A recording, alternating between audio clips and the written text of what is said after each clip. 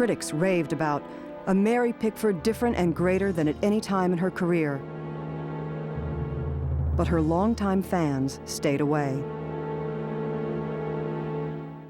It all seems too sophisticated. It's not the Mary Pickford that they love. It isn't them. The film did not do well in small towns.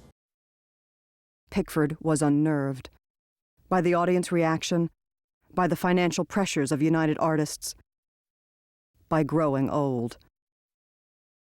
Uncertain what to do next, she turned to her fans. She asked Photoplay to send out a question to the general readership. What characters do you want to see Mary Pickford play? And the resounding majority was famous little girl stories like Heidi or Little Red Riding Hood. So she did Annie Rooney, did a very credible job of playing a 12-year-old, but the writing was on the wall. She knew that this could not go on.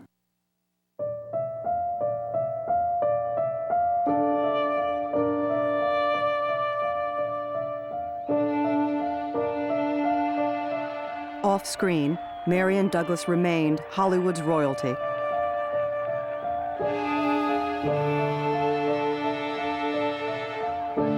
But the demands of the role put huge strains on their marriage.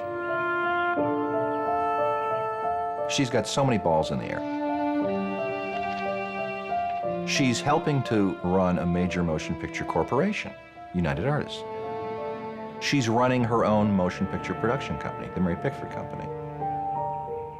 And she's attempting to maintain a marriage with a very vital, very active, very dominant movie star in his own right, with very, very strong ego needs of his own.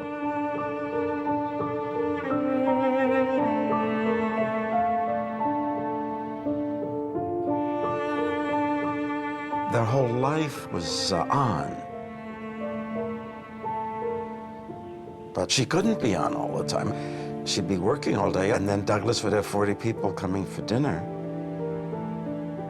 They were very different at that level. It seems that Mary didn't really like to be around people very much, but it seems that Douglas always enjoyed it. Her family was a constant source of tension between them. Her brother Jack had a serious drinking problem. So did sister Lottie. Charlotte drank heavily as well, but she managed to hide it from Mary. Douglas was offended by their raffishness, and he was very offended by their alcoholism. Fairbanks was a teetotaler. He did not drink. He couldn't stand to be around them. In the fall of 1927, for the first time in nearly 3 decades, Mary stopped working.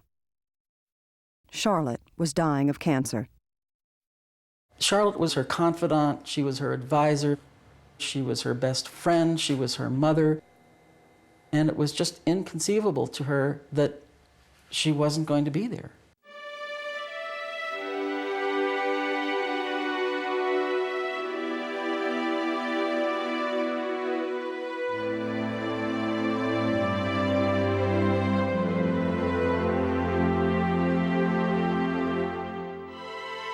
Charlotte died in March 1928.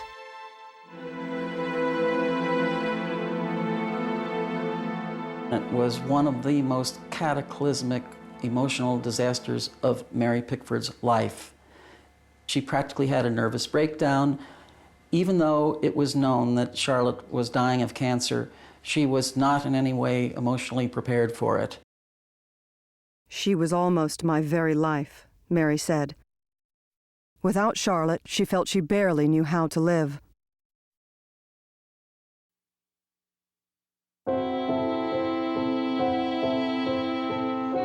Exactly 3 months after her mother's death, she emerged in public to discard her little girl image forever. She was 35 years old. She didn't do it while Charlotte was alive because Charlotte loved her hair. But as soon as Charlotte died, she cut it.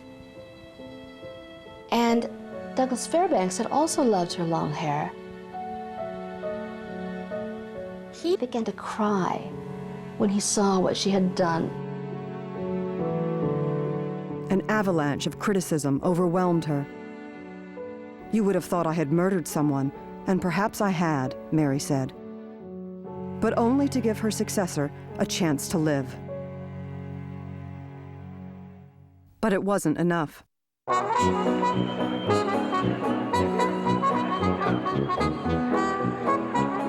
The world and her audiences were leaving her behind. It was the Jazz Age, a time of speakeasies, sensuality, and provocative young stars, like Joan Crawford and Greta Garbo. And then came another huge challenge: sound. Sound waves are picked up by the microphone and converted into electrical impulses. It's a big change. The mixing console where What you lost with sound pictures was the cocoon.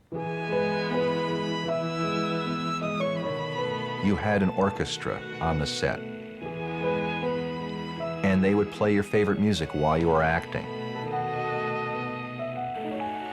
And the director would be speaking to you very gently underneath the music. It was like acting in a dream state. There was a camaraderie there and a casualness that, of course, could not happen once sound came. They had to move indoors, onto sets. Everyone had to be very quiet. Pickford loved silent film.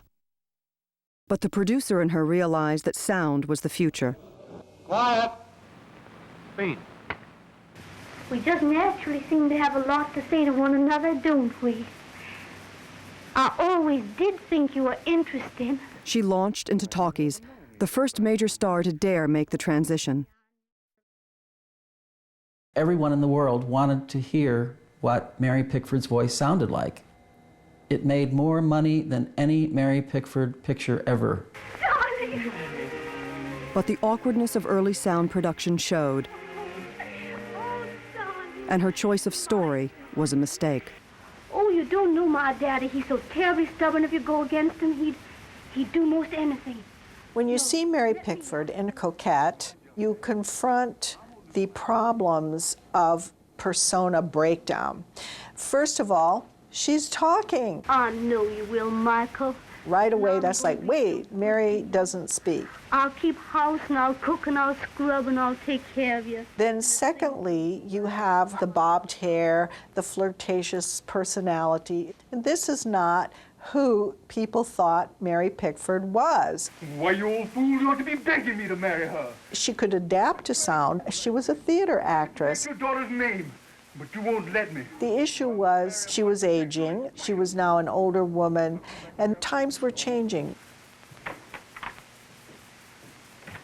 It got mixed reviews.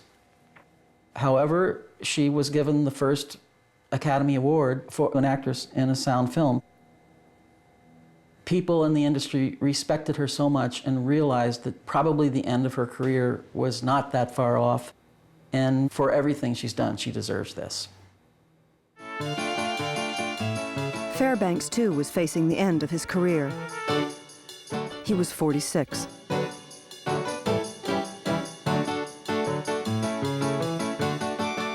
He hated the constraint of sound, and he was finding it harder to do the extraordinary stunts that were his trademark.